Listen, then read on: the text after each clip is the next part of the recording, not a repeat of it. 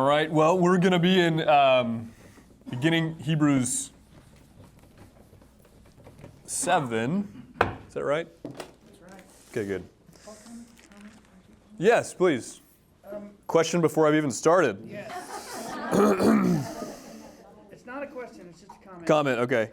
Getting ready for chapter 7, I reread chapter 6 twice. Okay. And it occurred to me that that's one of those that captures the whole story in one chapter. And I wouldn't have known that unless you taught us the whole story. Oh. It's all in there. Yeah. It's just chapter 6. It was fantastic. I liked it so much I read it again. Okay, awesome.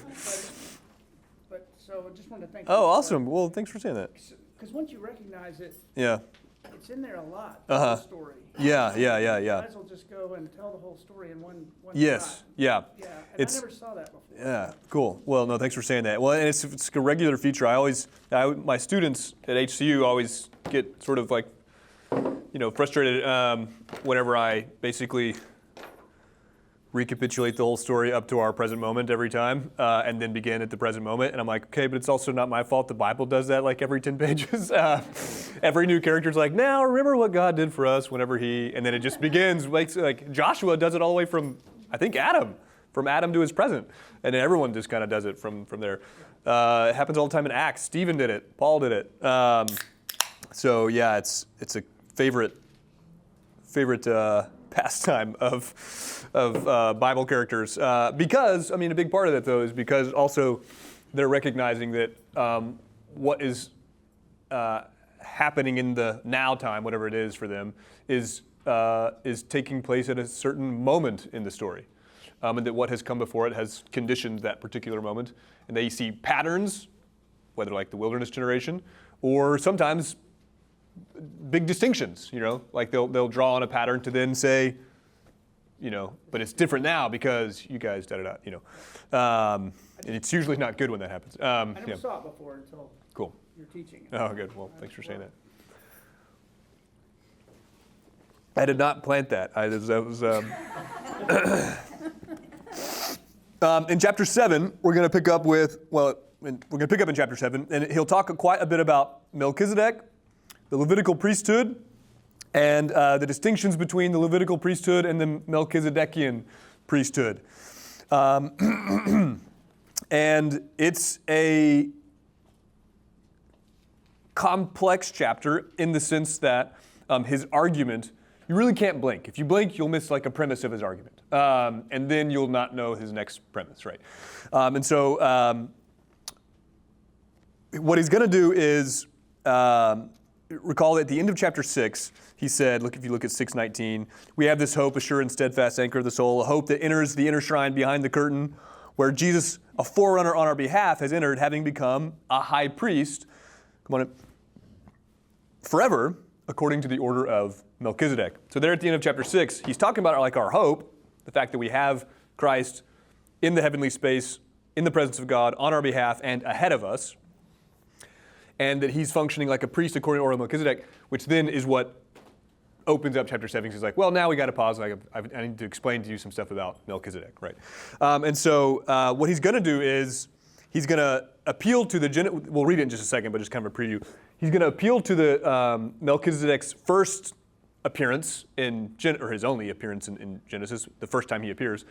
And in this particular scene, Abraham pays tithes to Melchizedek. And the point that he'll kind of make out of that is, the tribe of Levi descended from Abraham. The tribe of Levi descended from Abraham.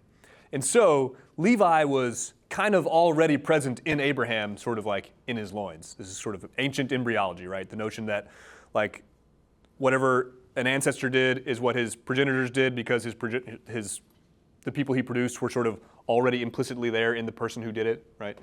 And so he'll say that so because Levi was sort of already kind of present in Abraham because he's their ancestor, that means that Levi, so to speak, paid tithes to Melchizedek. And if Levi paid tithes to Melchizedek, that implies that Levi and the Levitical priesthood is the the inferior party, because you pay tithes to the superior one. So if Levites paid tithes to Melchizedek, that means that there is a hierarchy in two orders of priesthood. The Levites are good, but they're inferior to the Melchizedekian priesthood. So then he's going to then expand on that detail to argue for the superiority of Christ's priesthood, because it's according to the order of Melchizedek, over against the Levitical priesthood. And I shouldn't have said over against, in comparison to the Levitical priesthood. Because again, all of his points throughout Hebrews, whenever he's comparing the new thing that God is doing through Jesus or the Spirit or whatever, it's always built on a positive comparison. So the Levites are good, but Christ is better. This covenant was good, but this one is better. These sacrifices are good, but this one is better.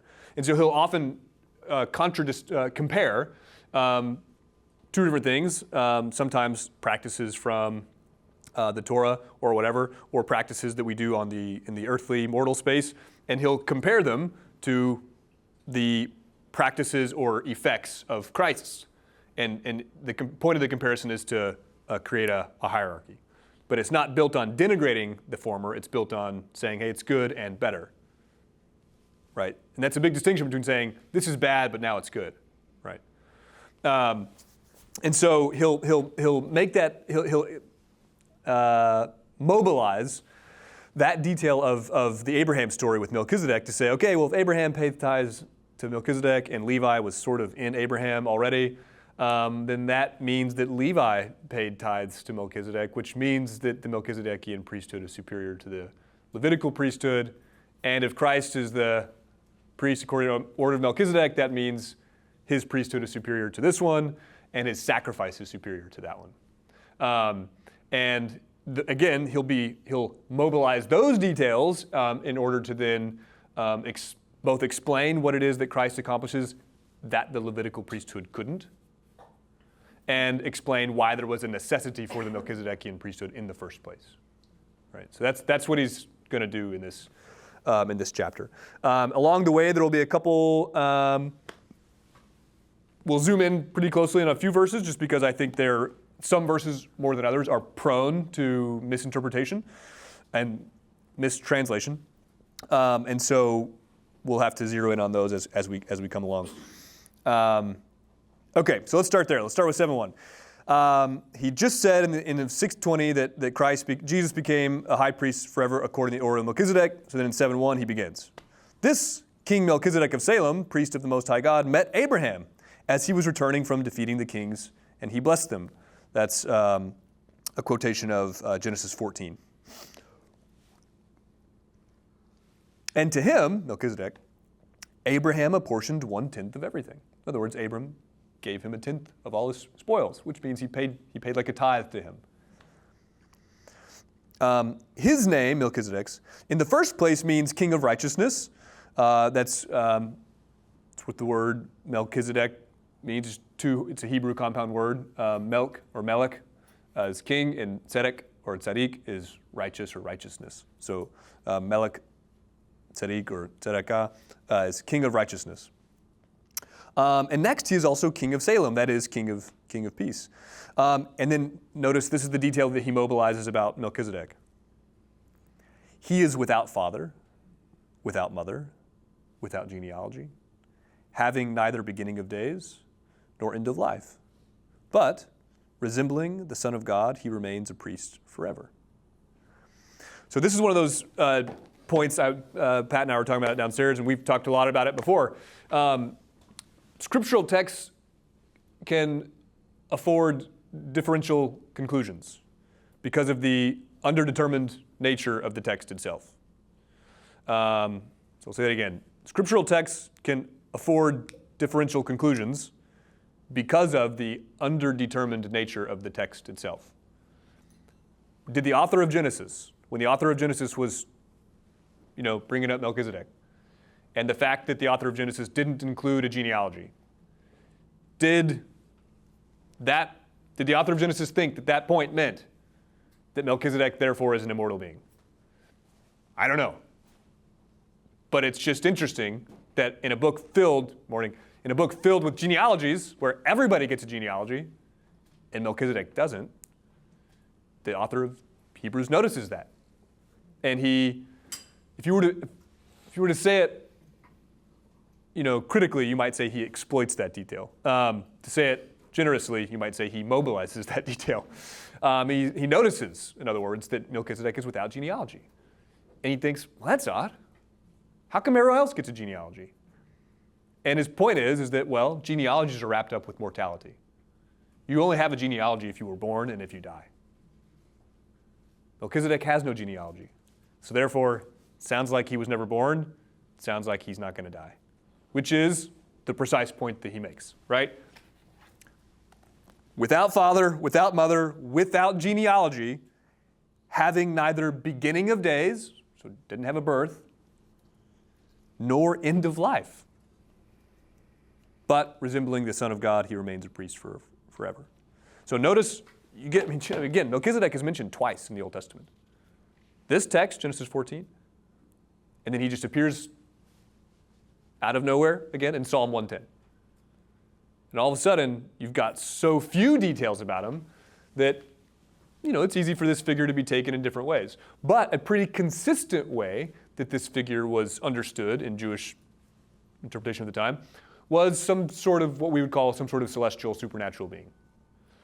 We have a text in the Qumran scrolls. It's called 11Q Melchizedek, 11Q13, in which Melchizedek is just this end-time savior figure who kind of seems to come from heaven.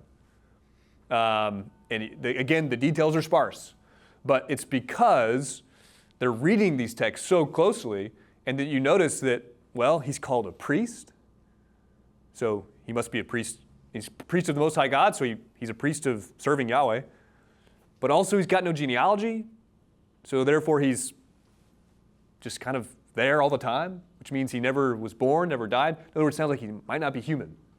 So all of a sudden, you put those pieces together and you've got Melchizedek is a celestial priest, a priest serving in heavenly space, presumably in the heavenly temple that's up there. And again,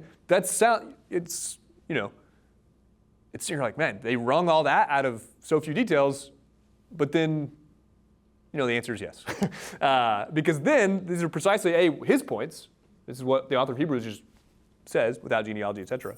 And then that Christ is a priest according to that order, meaning that he's serving in the order of Melchizedek rather than the order of Aaron, which is, again, a detail that he'll get into in a minute.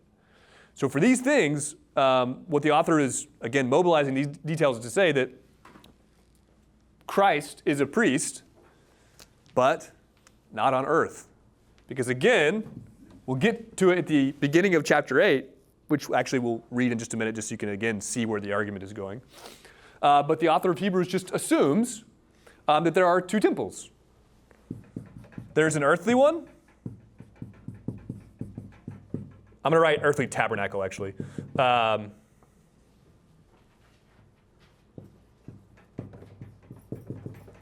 a heavenly one.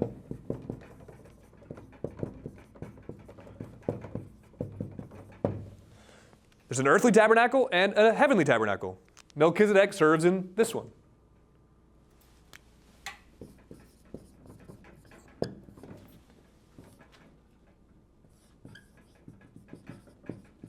Levites serve in this one. He then reads, all right, Melchizedek showed up, no genealogy, etc. That means he's got some sort of celestial immortal life. Not again because he's like some sort of rival to God, but just obviously he's a creature. All things are creatures besides Yahweh. But he was created as a celestial immortal being. And because Genesis 14 says he's a priest of the Most High God, he must be, and without a genealogy, he must be a celestial priest. So he's up here. And that's over against the Levites who serve in the earthly tabernacle down here. He will then go on to argue that Jesus became a priest according to the order of Melchizedek precisely because Jesus, through his resurrection, attained to the same category of life that Melchizedek had. In other words, Melchizedek is without end of days. Well, once Christ was resurrected, he got, he'll say, an indestructible life. So now that he has an indestructible life, he has a life that will be without the end of days. And so he is a priest according to this order. But importantly, the confession is not simply that Jesus is a priest. The confession of the community is that Jesus is the high priest. And that's different. Only one person is the high priest at a time, right? So he's saying that Melchizedek functions, as a priest and as a priestly order up there. And he's not simply saying that Christ became a Melchizedekian priest. He's saying he became the high priest according to the order of Melchizedek. And he'll then, the author, to prove that, will appeal to Psalm 110, the only other text that refers to Melchizedek, to say that, okay, well, God made an oath to some guy that he would be a priest forever according to the order of Melchizedek. And so that he says that that's Jesus. So now let's read on. I'll pause for questions in just a minute, but let's read on so you can just kind of see where his argument's going. So without father, without mother, without genealogy, having neither beginning of days nor end of life, but resembling the Son of God, he remains a priest forever. Melchizedek does. See how great he is. Even Abraham, the patriarch, gave him a tenth of spoils. And those descendants of Levi who received the priestly office also have a commandment in the law to collect tithes from the people, that is, from their kindred. Though these are also descended from Abraham. But this man, Melchizedek, who does not belong to their ancestry, collected tithes from Abraham and blessed him who had received the promises. So in other words, Abraham is the one who received divine promises, right? God's the one who made promises to Abraham, I'll bless you, etc. Except the text says that Melchizedek blessed Abraham. And so this is now another detail he mobilizes. He says, all right, well, it's beyond, verse 7, it's beyond dispute that the inferior party is blessed by the superior, meaning Melchizedek is the superior party to Abraham. Because if Melchizedek blessed Abraham, well, the people who do the blessings and the people who are blessed are related hierarchically. The blesser is superior, and Melchizedek is the blesser. So he's a superior party to Abraham. And if he's superior to Abraham, and if the Levites were in Abraham as he paid tithes, that means the Levites are inferior to Melchizedek. All right, so he'll go on. It's beyond dispute that the inferior is blessed by the superior. In the one case, tithes are received by those who are mortal. So now he's referring to the fact that, according to the Torah, Levites receive tithes from Israelites. So if you're an Israelite, you give a tenth of your stuff to the Levites. So in the one case, tithes are received by those who are mortal. So Levites receive tithes from Israelites. In the other, by one of whom it is testified that he lives, one might even say that Levi himself, who receives tithes, paid tithes through Abraham, for he was still in the loins of his ancestor when Melchizedek met him. So this is where he then mobilizes that detail. If Abraham paid tithes to Melchizedek, well, verse 9, one might even say that Levi himself paid tithes to Melchizedek because he was in the loins of Abraham. Again, trying to demonstrate the fact that the Levites paid tithes to Melchizedek, which implies a hierarchical relationship. Okay? Now it's going to get complicated, so I'm going to pause there for questions. Yeah. So I guess the way I'm understanding it is that the earthly tabernacle is a copy of the heavenly Yes. tabernacle. Yes. It was also my understanding that the earthly tabernacle was given to us to be able to kind of fix our relationship or be able to be in a relationship with God. Mm-hmm. What is the heavenly tabernacle? Yeah, good question.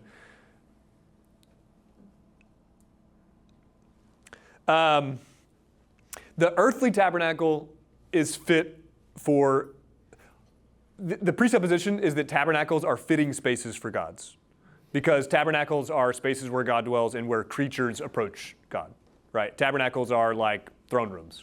So it's the presupposition is that tabernacles are like garden-y, throne roomy type spaces, and so it's fitting for a deity to have one such place. So the presupposition is that if you're going to approach God, you're going to approach him in his throne room, luxurious garden, right? So then the question is, well, what if mortals, earthly mortals down here, want to approach God? How do we do that? Then the idea is, well, then we need a throne roomy type space where we can approach him. But the same question would apply to celestial beings. If celestial beings want to approach God, where do they approach? Well, presumably they also approach their gardeny throne room. And so it's not so much that what's the earthly tabernacle for? The real question is, what is any tabernacle for? Because once you answer that question, well, it's just the assumption that it's the place to approach God. Well, then you would just take it for granted that heaven has one, because celestial beings want to approach God too, right? And then the question is, gosh, if celestial beings have one, well, what about mortals? Can't they have one too? And the answer is yes, they do. Theirs is a copy. So if you didn't understand where that question was coming from, just let's read 8:1 real fast. Look at 8:1, and then we'll come back to this. But look at 8:1. Now the main point in what we are saying. This is also, by the way, how you know that Paul didn't write this, because Paul would never stop to say, here's the main point of what I've been saying. Now the main point in what we are saying is this. We have such a high priest, one who is seated at the right hand of the throne of majesty in the heavens, a minister in the sanctuary, the true tent that the Lord, and not any mortal, set up. For every high priest is appointed to offer gifts and sacrifices. Hence it is necessary for this priest, Jesus, also to have something to offer. Now, if he were on earth, he would be no priest at all. Why not? He's not a Levite. For there are already priests who offer gifts according to the law. These priests, offer worship in a sanctuary that is a sketch and a shadow of the heavenly one. For Moses, when he was about to erect the tent, this one, was told, see that you may, so now he's quoting Exodus 25, I think it's verse 8. He's quoting Exodus 25, 8. See that, and it's God speaking, see that you make everything according to the pattern which was shown you on the mountain. In other words, when Moses went up to the top of Mount Sinai, God said, hey, see that you make everything according to the paradigm, the pattern that I showed you. And ancient Jewish authors inferred from this that, okay, well, if Moses went to the top of Mount Sinai and God showed him a pattern, like a blueprint of the temple that he's supposed to go down there and build, well, he must have seen like a blueprint of the real one. And so that then the version that he built down here is a copy of it. And this is I was about to say ubiquitous. It's pretty widespread opinion among Jewish readers that the earthly one is a copy of the heavenly one. The reason that's important to recognize is that that's not what we would call, like some people reading this text may be like, oh, that's a Christian innovation. It's not. This is a standard opinion in lots of Jewish texts, non-Christian Jewish texts, that the tabernacle, there's a tabernacle up there, and the earthly one's a copy of it. Well, Jeff, and then I saw you. And going to the tabernacle, it's not just for asking for forgiveness. Right, yeah. It's also to glorify. Exactly. It's worship. Yeah, it's approaching. Yeah, and that's the thing is how can we approach God? Yeah. Do y'all have questions or comments? I'll go first. Go ahead. I keep coming back to your firewood analogy, which I love, which is really important to say this. God created all this so that we could be in his presence. Yeah. We couldn't handle it Yeah, otherwise. precisely. It's not about the pomp and circumstance. Yes. It's about what we need to be in his Precisely. presence, right? Yes, yeah. No, that's an important point. So the firewood analogy she's referring to is that if you want to approach God, you have to be. It's good. That's great, but it's dangerous because God is typically likened to a fire. Not just likened to it. I mean, in Mount Sinai, he comes down onto the mountain as a fire and tells people, don't get too close, or else you'll die because you just can't handle it. Don't even touch the mountain or you'll die. Right? And so if you want to approach God who is a fire, then you need to approach him in a way that wouldn't get you killed. So in other words, don't approach him as dry wood. Approach him as something that can be in the presence of fire safely. So approach him as steel, right? Because steel can be in the presence of fire, can even take on the properties of fire without being destroyed, and actually while remaining steel, right? Right? Because steel will get hot and red, or I don't know, I assume it will. Metal will. The movies tell me that metals get hot and red when they're in the presence of fire long enough. And so this is where the author is going actually with the Levitical priesthood. His point is what, okay, if humans are dry wood and they need to approach, and they're going to be in the presence of God, like actually not just in this earthly way, but like eventually at some point, this line's going to be blurred, and this is coming down here, and these will be one thing, and then you're going to be in the presence of God for real. You need to be able to have a body equipped for that. And his question is, could the Levitical priesthood get you there? This is what the rest of chapter 7 is about. Could the Levitical priesthood get you there? Could the Levitical priesthood perfect your body? Could it get you to become an immortal being that can occupy the same space as God? And the question is no. That's not a criticism of the Levitical priesthood. It's an acknowledgement of its incapacity. His point is like it just wasn't given for that. The Levitical priesthood is not equipped to make you into steel. It's equipped to purify you.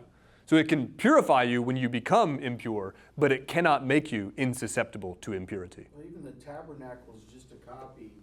He didn't want them to dress the wood for a reason, in my opinion. I mean, dressed wood is something that man perfects. Yeah, right. Yeah, there's a lot of things like that. Yeah.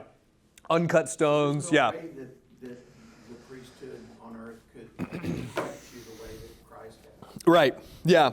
And that's a point that he'll make in a lot of different ways. The Levitical priesthood and its offerings can purify your body, can purify your flesh, etc., but it can't purify your conscience, it can't purify your heart, etc. And also, it can, if you have a body that's susceptible to impurity, well, then the Levitical rituals can make you pure again until you become impure again, right? In other words, Levitical rituals cannot make your body insusceptible to impurity. They cannot make your body immortal. And that is what Christ, the author of Hebrews is saying, Christ and Christ's offering can do. They can do something that the Levitical offerings couldn't. Purify your conscience and eventually perfect you, i.e., remember what we talked about this couple weeks ago, when Christ was perfected. The author of Hebrews says explicitly, Christ was perfected. What must that mean?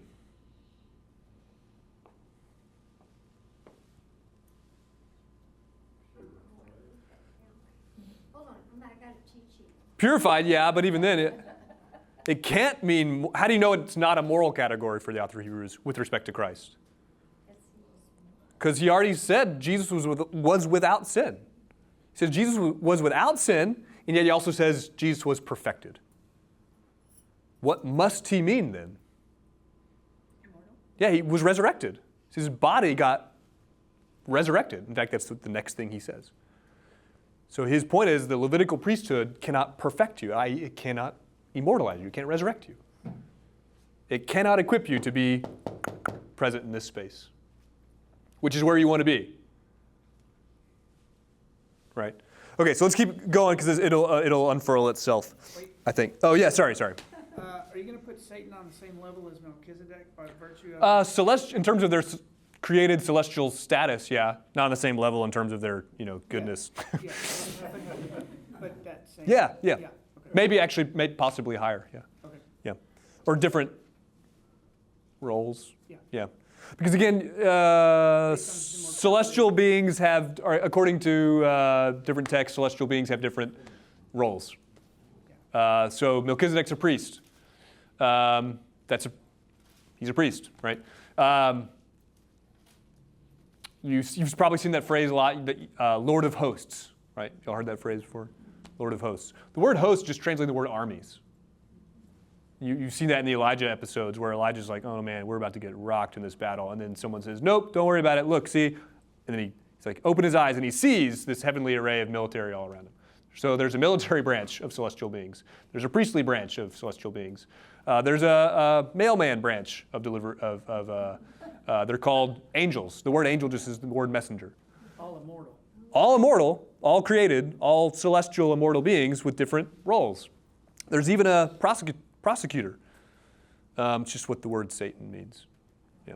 So did Abraham pay tithes to Melchizedek because he was the only priest at that time? That's a good question. He just says, I think if I remember rightly, in Genesis 14, he says, a priest of the Most High God. He doesn't, I don't think he indicates whether there were other priests or not.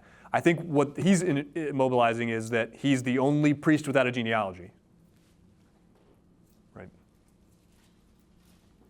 Otherwise, Abraham would have just paid the tithes to God in an offering. Yeah, right. Well, just that's an offering. Yeah, that's what an offering is. Yeah. But yeah, Okay. yeah, yeah. Or why not the Levites? They don't exist yet. They haven't been born yet. What happens to just regular people Who- when we go to, hopefully, Yeah. go to heaven?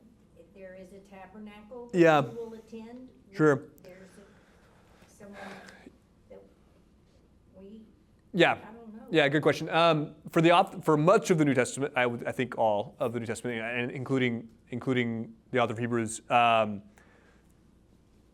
having some sort of celestial self after death is good, but not the end of this line. That the way Tom Wright says it is, heaven is good, but it's not the end of the world. And what he means is that the real telos, the real goal in view is resurrection, in which you receive a flesh and blood body that is immortal.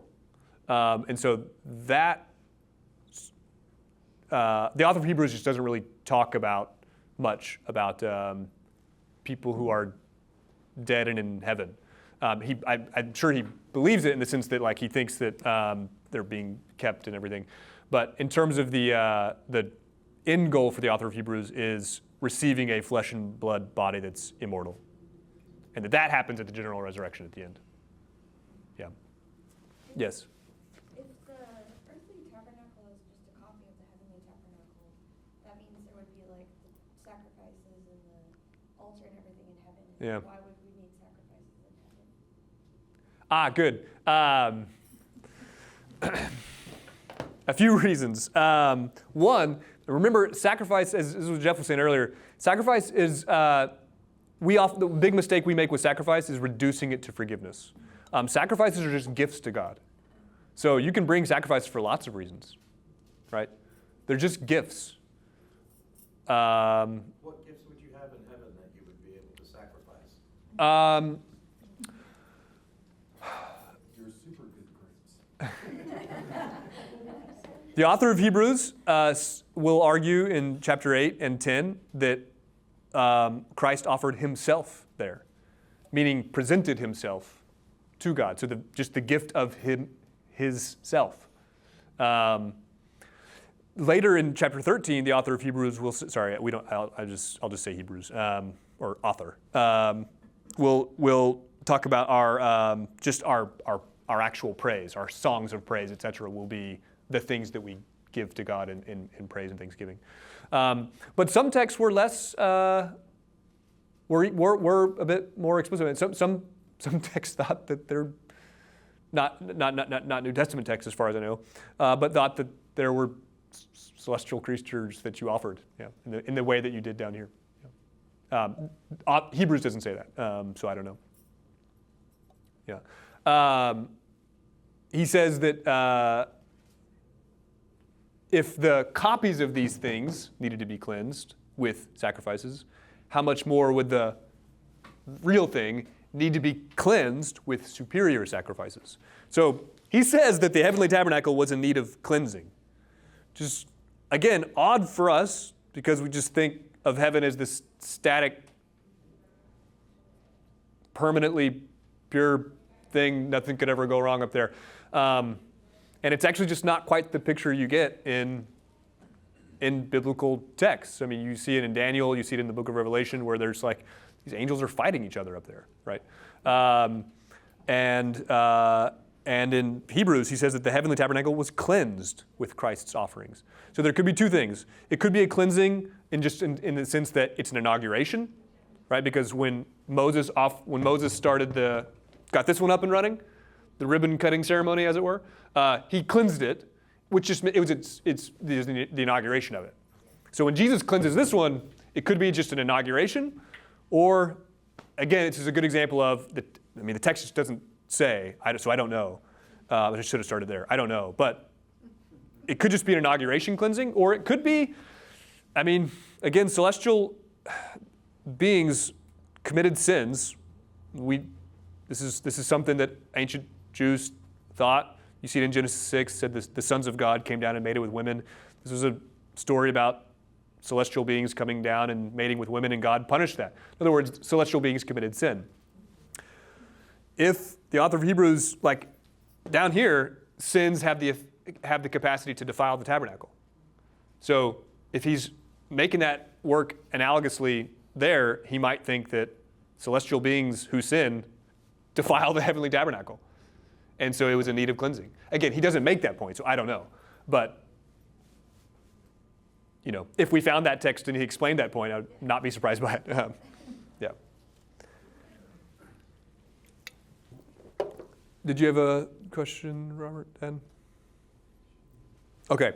Let's just say the next couple sentences and then stop, because it's 10:47. So remember that point about perfection and his resurrection, and he's distinguishing between what this priesthood can do, etc., and what this one can do. So then that's what he says, verse 11. Now, if perfection had been attainable through the Levitical priesthood, for the people received legislation concerning this priesthood, what further need would there have been to speak of another priest, according to the order of Melchizedek, rather than the one according to Aaron? In other words, again, by the way he asks the question, he implies that perfection is not available through the Levitical priesthood. If it were, why would you need this one? If this priesthood could perfect you, why would there be no need for this one? But it can't, so there is. And again, remember, perfection, according to Hebrews, is the immortalization of your body, the total purification of your body, i.e., and he talks about it, glosses it in terms of resurrection and immortalization. If this Levitical priesthood could do that for you, well then we'd be gold. But it couldn't, so we needed a different one that can. So Jesus is according to this high priesthood, and he can bring to perfection those who draw near to God through him. So, so why was there one according to another order? For when there is a change in priesthood, there is of necessity a change in law or commandment as well. I'll explain that later. Now the one of whom these things are spoken belonged to another tribe. This is where he again makes the genealogical argument. The one about which these things are spoken, so now he's referring to the Melchizedekian priesthood and Jesus. The one of whom these things are spoken belonged to another tribe, from which no one has ever served at the altar. For it is evident that our Lord, Jesus, was descended from Judah. And in connection with that tribe, Moses said nothing about priests. It's even more obvious when another priest arises, resembling Melchizedek, one who became a priest not through a legal requirement concerning physical descent, but how did he become a priest? Through the power of an indestructible life. In other words, he became a priest not because he just is part of the right genealogy. He became a priest, Jesus, according to the order of Melchizedek, because he has now an indestructible life, i.e. he was resurrected. So at his resurrection, when he attained the imperishable, indestructible life, he had the same quality that Melchizedek had. Remember, what did he say about Melchizedek? Without genealogy, without beginning, without end of days. So Jesus, in his resurrection, is now a human without end of days, and thus has the same quality or property as this priest, and thus became a priest according to the order of Melchizedek. And he'll go on to say that, or sort of imply, we know he must be a priest according to a different order because he can't be one of these priests, because he's a Judahite. That's what he says in verse 13 and 14. Now the one of whom these things are spoken belonged to another tribe, from which no one has ever served at the altar, referring to this one. For it is evident that our Lord was descended from Judah. And in connection with that tribe, Moses never said anything about priests. In other words, the only priest that gets rubber stamped according to Moses are Levites, because Moses is talking about all the legislation you get in Torah is legislation about the earthly tabernacle, which is governed by these priests. But Jesus isn't a Levite, so he can't be a priest down here. He's a Judahite. So if he wants to be a priest, he's got to become a priest on some other basis. Hey, well, good news. He didn't become a priest on the order of physical descent, being a Levite. He became a priest according to the power of his indestructible life. So, because he's here. He'll then go on to say, to make these continued comparisons between the superiority of this priesthood and this one, what this priesthood couldn't do, what this one can, etc. I'll pause for one question, and then we got to go. Yeah, I got, this is kind of strange. Nothing's been strange so far about today. God is not creation, right? Correct, yes. Yet somehow the aspect of human flesh has to be an aspect of God that was created. Does it make sense? Jesus The son, so flesh. the son took on human flesh, yeah. Yeah, the son. And then he had a resurrected body Mm-hmm. that changed. Yes, from so the son became human, became incarnate as Jesus. So Jesus, in his incarnate self, had a mortal body. It died, and in his resurrection, it became a human body that was now immortal. And he took that immortal human body up to heavenly space with him, or he went up there. Created, that was just an aspect? I don't. The Son is not created. The S-O-N is not created. But when he became human, yeah, he took on creatureliness. So the condition was created, just not the spirit. The condition. Well, I mean, he was flesh, Yeah. and then he was flesh that was perfected. Yeah. So is that not creation? Yeah, it's perfected creation. It's perfected creatureliness, yeah. But not the spirit, because it's Not the Son, yeah. Not the Son, yeah. Yeah. Souls and spirits are also created. But but his flesh became immortalized, and he took that immortalized flesh up there I just can't with wrap him. my head around that. It just doesn't make sense. Okay, And that we'll Doesn't have to. yeah, no, it will make more sense, but we'll have to stop. But he'll talk about that particular point in actually chapter 10. So, all right, let me pause there. I'll pray. Father in heaven, thank you for this day. Thank you for this time together. Thanks for this chance to read your scriptures and learn from them. Thanks for all the good gifts you've given us. We love you, Lord. We trust you. We pray that this upcoming time of worship be glorifying to you and edifying to us. We pray these things in Christ's name. Amen.